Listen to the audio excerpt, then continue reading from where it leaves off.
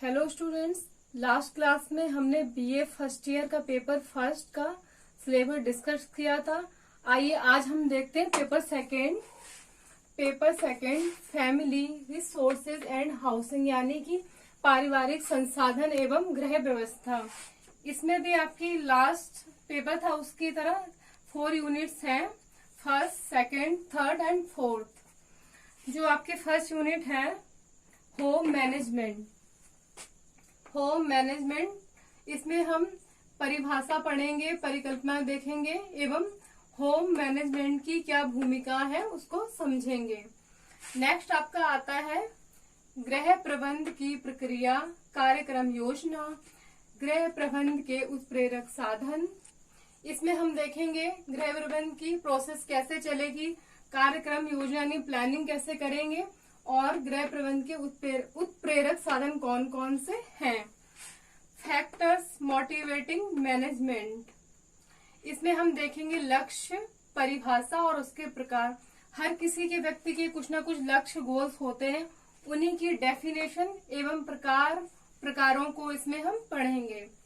मूल्य यानी कि वैल्यूज, मूल्यों की आवश्यकताओं को समझेंगे, इसका वर्गीकरण देखेंगे और विशेषताओं को पहचानेंगे।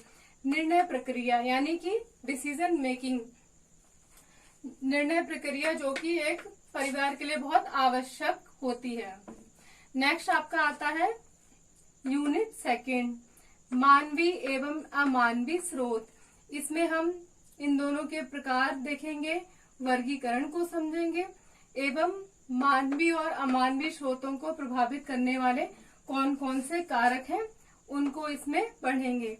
नेक्स्ट आपका आता है धन व्यवस्था यानी कि मनी मैनेजमेंट।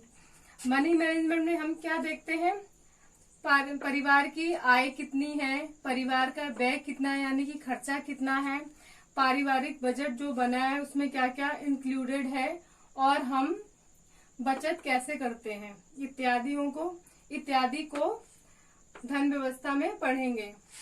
नेक्स्ट आपका आता है समय एवं शक्ति का व्यवस्थापन। इसमें हम ये देखेंगे कि जो समय एवं शक्ति का व्यवस्थापन है, कम से कम समय में हम जिसमें अधिक से अधिक क्रियाओं को पूरा कर सके, यानी कि कम समय लगे, कम शक्ति लगे और उसमें ही हम पूरे घर के कार्य को मैनेज कर लें। नेक्स्ट आपका आता है कार्य सरलीकरण।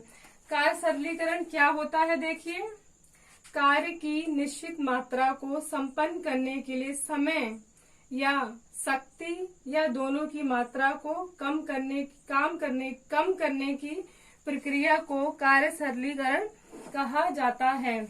इसमें हम इसकी विधियां हैं उसको समझेंगे, स्टोरेज एंड वर्क स्पेस को देखेंगे। लास्ट आपका इसमें आता है वांट्स यानी कि इच्छाएं, प्रकार पढ़ेंगे, इसमें विशेषताएं देखेंगे एवं वांट्स को प्रभावित करने वाले क्या क्या कारक हैं इनको समझेंगे। Unit third, family housing needs, protective economy and social factors affecting selection and purchase of site for house building, legal location, physical features, soil conditions, cost and service. Last आपका इसमें आता arrangement of rooms and kitchen. देखिए student, जो आपकी third unit है इसमें हम देखेंगे जो है आवास की आवश्यकता, यानी कि हमें घर की आवश्यकता क्यों पड़ती है, घर को हम कैसे प्रोटेक्ट करेंगे, इकोनॉमी यानी और सोशल जो सामाजिकता होती है, घर की आवश्यकता क्यों पड़ती है, घर के उत्तरदायित्व क्या क्या होते हैं, परिवार की मनोवैज्ञानिक एवं सामाजिक आवश्यकताएं क्या क्या है वो इसमें देखेंगे, परिवार की भौतिक आवश्यकताएं क्या है, सामाजिक कार्य क्या क्या है।